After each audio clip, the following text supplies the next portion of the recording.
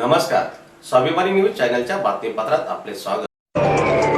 मनपा निवडणुकीच्या पार्श्वभूमीवर विद्यार्थ्यांचे मतदान जनजागृतीसाठी पथनाट्याचे आयोजन। मनपा निवडणुकीच्या पार्श्वभूमीवर धुळे शहरात विद्यार्थ्यांनी मतदान जनजागृतीसाठी प्रभावी पथनाट्य सादर करत नागरिकांमध्ये मतदानाबाबत जागरूकता निर्माण केली। लोकशाही मजबूत करण्यासाठी प्रत्येक नागरिकांनी मतदान करणे किती आवश्यक आहे हा संदेश विद्यार्थ्यांनी पथनाट्याच्या माध्यमातून ठळकपणे मांडला।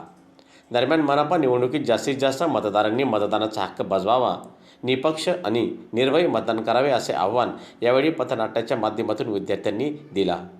धुळे महानगरपालिका सार्वत्रिक निवडणूक 2025-26च्या अनुषंगाने महानगरपालिकेने मतदानाची टक्केवारी वाढवण्यासाठी आणि मतदान जनजागृतीसाठी वेगवेगळ्या उपाययोजना सुरू केलेल्या आहेत।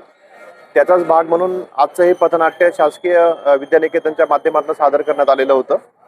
महापालिका मतदानाची टक्केवारी वाढवणं, दिव्यांगांचं मतदान वाढवणं या अनुषंगाने अनेक उपाययोजना करत आहे।